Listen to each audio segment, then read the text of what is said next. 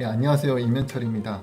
예, 제가 페이스북으로 이렇게 메시지를 받고 어떻게 이제 사진을 매뉴얼로도 이렇게 찍으면 좋을지 알려드린다고 그랬는데 계속 이렇게 답장이 늦어졌죠. 마음은 계속 빨리 하고 싶은데 답장 드리고 싶은데 예, 글로 이렇게 좀 정리를 해봤어요.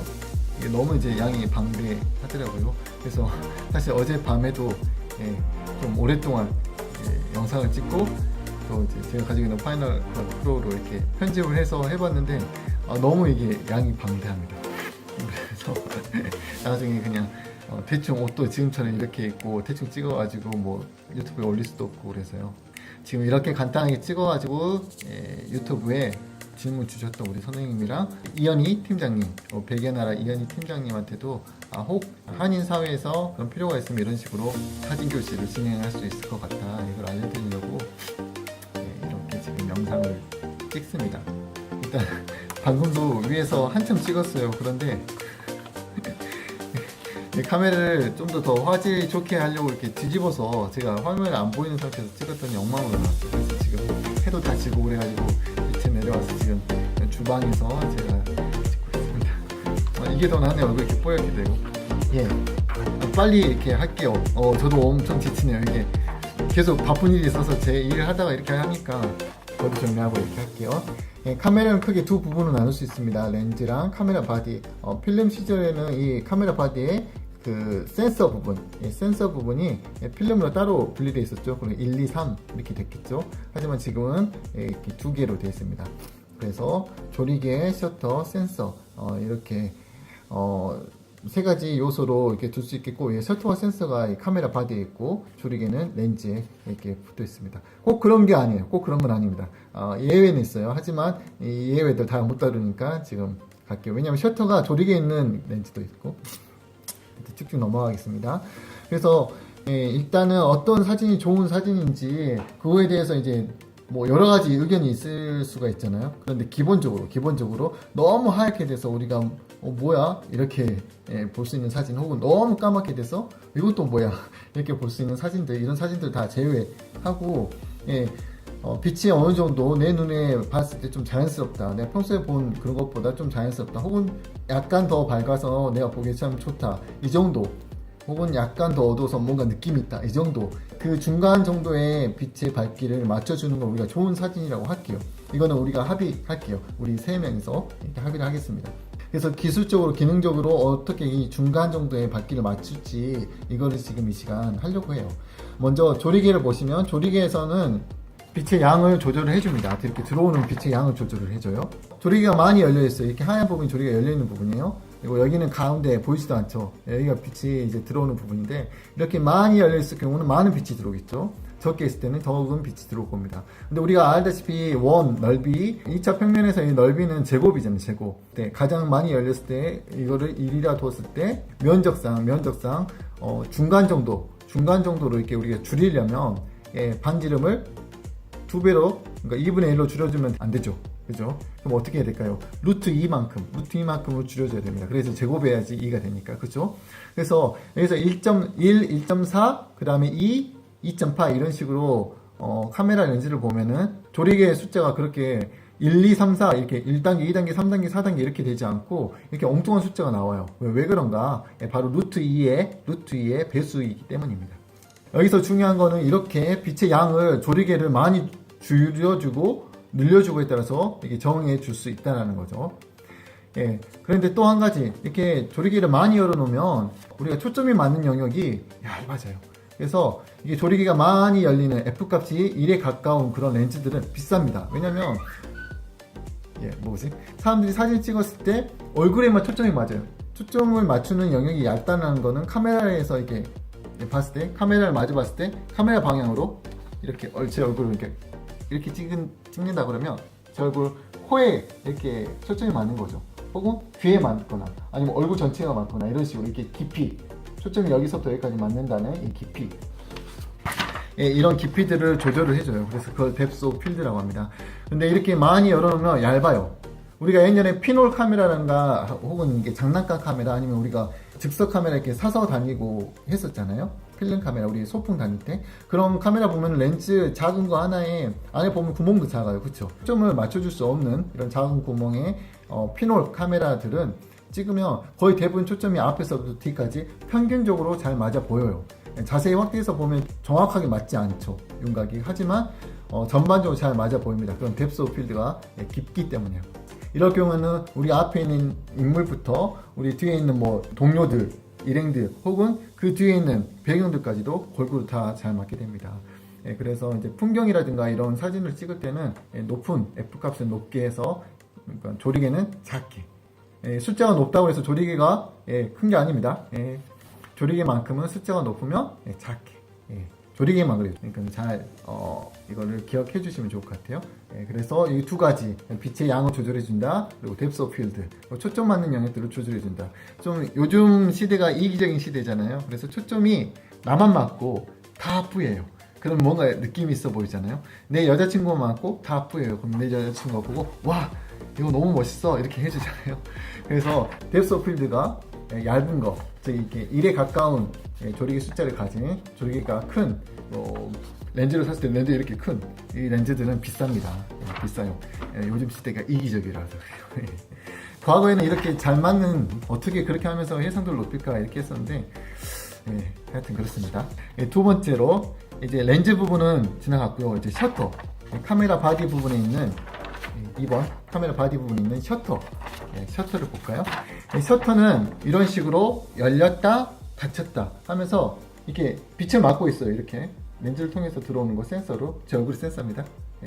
렌즈를 통해서 이렇게 들어오는 빛을 이렇게 막고 있어요. 그런데 열렸다 닫혔다 하면서 제가 보는 거죠.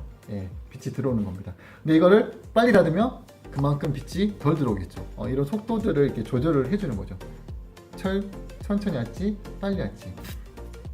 근데 보면은 숫자가 1 혹은 뭐 25, 뭐 50, 60, 100 이렇게 셔터 스피드가 표현이 되잖아요. 그거는 사실 뭐 자동차 속도처럼 그게 한다고 속도가 높아지는 게 아니라 그 말 자체는 이게 열렸다 닫히는 이 속도를 역수로 표현한 겁니다. 즉 1은 1분의 1초, 즉 1초죠. 찰칵.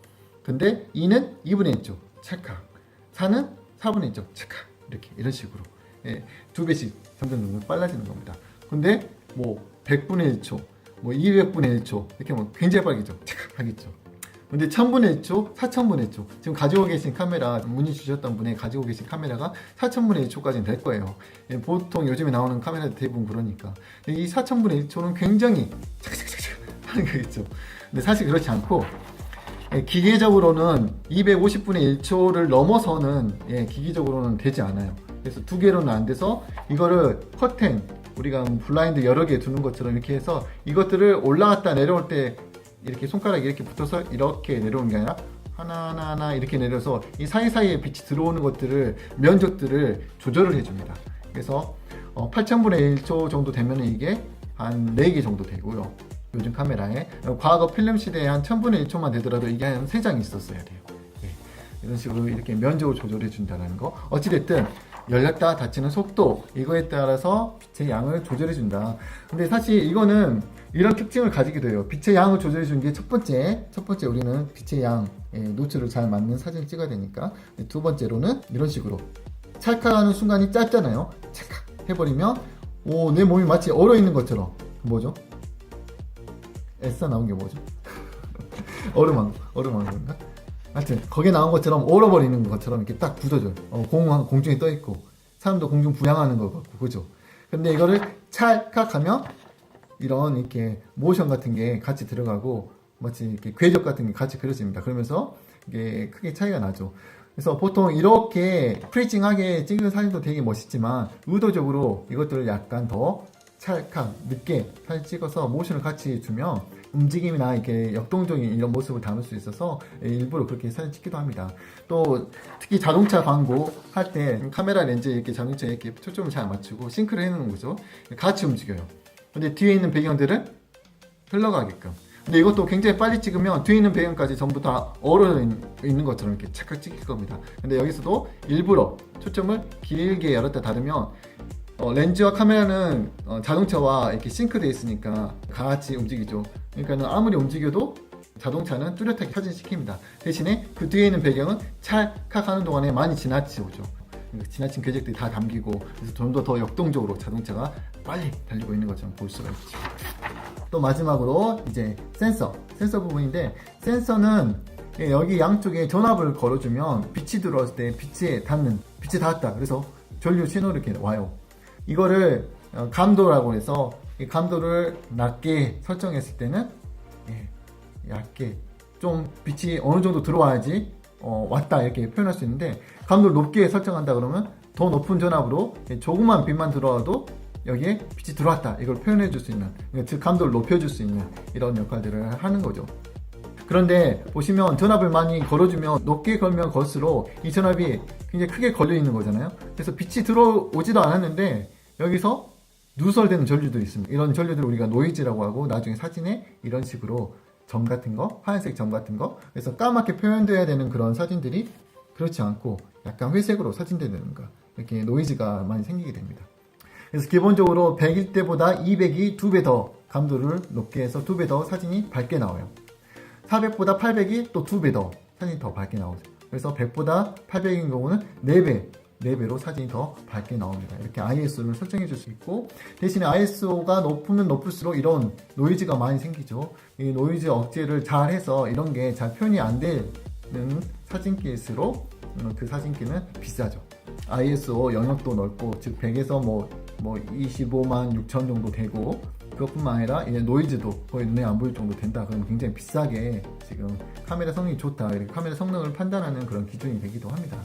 이렇게 급하게 했습니다. 이유는 위에서 한참 영상을 찍다가 보니 지금 영상 찍고 있는 이 휴대폰에 배터리가 없어요. 그럼 오늘은 제가 이 영상 찍고 글 쓰고 뭐 하는데 3일째거든요.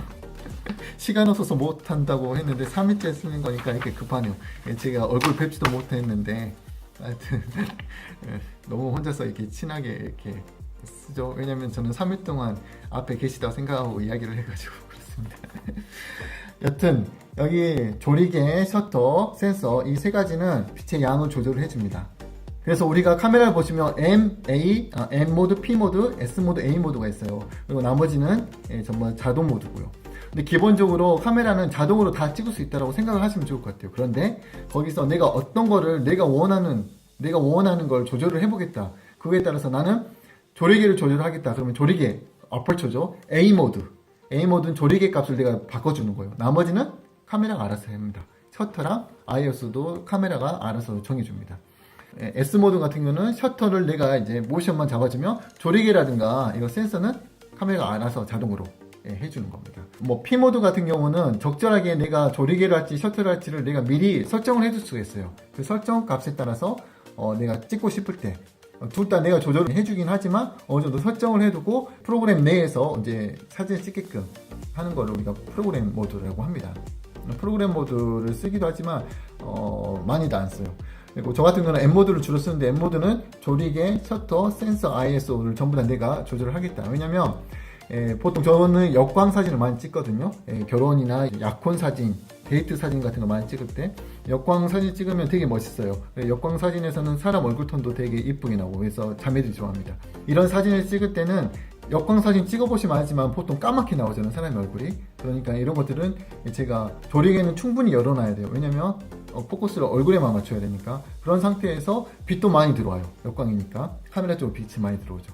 그 빛을 제가 조절해 줘야지 뒤에 있는 배경은 날아가더라도 사람 얼굴이 까맣게 나오지 않고 좀 밝게 나올 수가 있겠죠. 이런 것들을 제가 셔터 스피드와 센서를 전부 다 이렇게 조절을 해가지고 맞춥니다. 이렇게 카메라를 M모드로 쓰실 때는 보통 이런 순서대로 하시면 돼요. 조리개 값, 어떤 느낌으로 내가 조리개 값을 할지. 지금은 위에서 다 했는데 여기서 못했다. 이게 포컬 랭스라고 해서 이제 초점거리, 뭐 50mm 렌즈냐, 105mm 렌즈냐, 아니면 200mm 렌즈냐, 이거에 따라서 이런 것들을 먼저 렌즈에서 먼저 정해주십니다. 그래서 어떤 심도로 내가 찍을지를 정해주고, 그 다음에 나머지를 셔터나 센서 이렇게 조절해서 찍으시면 돼요. M모드로 찍으실지라도. 보통 이 순서 방금 이야기 드린 것처럼 아퍼처를 먼저 정하고 나머지는 내가 정한다고 그랬지 않습니까? 근데 A모드, 그래서 많은 프로 사진 작가들이 A모드를 많이 씁니다. 조리개로 어떤 느낌을 먼저 내가 정한 다음에 나머지 부분은 카메라한테 맡기겠다. 대신에 이제 역광 같은 그런 특수한 환경들이 생길 수 있잖아요. 그러니까 카메라 보시면 플러스 마이너스 표시되어 있는 삼각형이 있어요. 그 삼각형 그걸 누르고 조절을 하면 이 나오는 결과가 밝게 3배 정도 더 밝게 혹은 3배 정도 더 어둡게 이렇게 조절할 수 있는 그런 게 있습니다. 즉 A 모드로 두고 사진을 찍었을 때 분명히 역광이니까 사람 얼굴은 까맣게 나올 거야. 그러니까 이거를 그 까만 거를 내가 한 몇 배 정도 밝게 하고 싶어. 그래서 이제 조절을 해주시면 되는 거예요. 그래서 A 모드로 두고 그 까만 플러스 마이너스 이 부분으로 이제 노출을 조절해주면서 이 사진을 찍습니다. 그렇게 많이 찍어요. 프로 사진 작가들도. 그래서 꼭 M 모드로 안 하셔도 A 모드라든가 때로는 이제 적절하게 S 모드로 사용하시면 됩니다. 지금 배터리가 안 달고 시간이 약간 남았으니까 얼른 이야기를 하겠습니다. 화각 이야기인데요. 화각. 네, 시간이 없으니까 빨리 하겠습니다. 오케이. 50mm, 35mm가 표준 렌즈라고 생각하시면 돼요. 표준 렌즈는 우리 눈에 봤을 때 자연스러운, 우리 눈으로 본 것처럼 자연스러운 35mm에서 50mm 표준 렌즈, 그것보다 더 높은 것, 즉 뭐 70mm, 105mm, 뭐 200mm, 300mm 이거는 망원. 이렇게 망원은 멀리 이렇게 볼 수 있죠. 멀리 잡고. 근데 광각 같은 경우는 18mm, 뭐 14mm, 10mm, 8mm 이렇게 광각 렌즈 같은 경우는 더 많이 넓게 담을 수 있습니다. 망원 같은 경우는 이렇게 멀리 좁게 이렇게 담을 수 있는데 또 한편 어떤 느낌이 있냐면 저 멀리 있는 사람들 찍다 보면 이 사람 바로 뒤에 있는 배경이랑 이 사람이랑 공간감이 거의 없어요. 그러니까 뒤에 배경이랑 이 사람이 딱 달라붙어 있는 것 같아요. 그래가지고 이걸 압축됐다고 표현을 하는데 그리고 또 한편 이렇게 찍으면 망원으로 가면 갈수록 아웃포커스 효과가 더 높게 나타납니다. 아웃포커스 틀린 말이에요. 원래는 이제 블러 된다고 하는 건데 대상마에는 이제 포커스가 많고 그 배경이라든가 주위에 있는 포커스가 안 맞는 게 망원으로 가면 갈수록 그게 더 극적으로 나타납니다. 반대로 이제 광각으로 가면 갈수록 그러니까 50, 35mm 밑이죠. 광각으로 가면 갈수록 그 배경이랑 사람이 이렇게 멀리 떨어져 있어 보여요. 왜냐면 전체적으로 이렇게 큰 그림 안에서 인물이 있으니까 이렇게 이게 느낌이 많이 다르고 그리고 초점도 이게 어느 한 부분 이렇게 맞는 게 의미가 별로 없죠. 광각일 때는 전부 다 맞는 게 더 좋고 그래서 이제 광각으로 갈수록 이게 초점, 이렇게 뎁스 오브 필드들죠. 이제 아웃 포커스 된다는 그런 것들은 좀 의미가 더 줄어듭니다. 근데 사진의 느낌을 나타내는 건 렌즈 부분에서 많이 느낌을 나타내요. 지금 아까 이야기 드린 것처럼 초점을 맞게끔 하는 그 뎁스 오브 필드, 어느 정도 깊이로 초점을 맞게끔 할지 이거와 그리고 이 사람을 망원으로 찍느냐 혹은 광각에다가 두고 이렇게 찍느냐 이거에 따라서 느낌이 많이 달라집니다. 그래서 보통은 35mm, 50mm는 카페 안에서나 이렇게 아이들 놀이터에서 찍는 거 이렇게 딱 좋아요. 우리가 봤을 때 자연스럽고 저는 85mm까지 찍었는데 85mm까지 참 좋습니다. 근데 그걸 넘어서는 이제 뭐 망원 영역에서는 인물 사진 찍으면 좋습니다. 왜냐면 망원으로 가면 갈수록 인물이 좀 더 이렇게 얇아 보여요. 여자들이 좋아해서 초점도 이렇게 딱 얼굴만 맞으니까 여자들이 좋아합니다. 패션 사진이나 이런 사진도 많이 쓰이고 있고요. 뭐 증명사진, 학교 졸업사진 이런 것들도 망원으로 많이 찍습니다. 반면 이제 여행을 가시거나 그럴 때는 광각 사진을 많이 찍습니다. 급하게 후루룩 왔는데 지금 뭐 1, 2%밖에 안 남았어요. 배터리는. 이 영상은 제가 말씀드린 것처럼 저한테 페이스북으로 문의 주시고 또 제가 한인 분들 위해서 혹시 사진 교실을 하게 되면은 설명했던 거를 제가 찍었던 사진이나 AC 같은 걸로 해가지고 좀 더 깊게 또 좀 더 다양하게 직접 이제 디스플레이가 있으면 제 카메라를 바로 이제 시연할 수도 있고요. 이런 식으로 해서 이제 진행을 할 수 있습니다. 한 3일간. 저는 기능적인 부분만 이렇게 표현을 할 거예요. 근데 예술적인 감각이 있으신 분들은 여기서 기본적으로 이런 것들을 알고 사진의 것들을 녹여서 마치 회화 이렇게 지금 예술 사진도 그런 식으로 발전되고 있거든요. 회화의 어떤 것들을 많이 차용해서 쓰고 있고 회화에 대한 어떤 감각이 있으신 분들은 사진의 것들을 녹여서 표현해 내실 수가 있습니다. 모든 사진, 모든 예술 작품은 커뮤니케이션의 어떤 도구, 미디어라고 생각하거든요. 부디 즐거운 사진 생활 하시고 가지고 있었던 좋은 마음들 이런 것들 사진에 잘 담아서 다른 사람한테 잘 표현해 볼 수 있는 그런 즐거운 사진 생활을 하셨으면 좋겠습니다.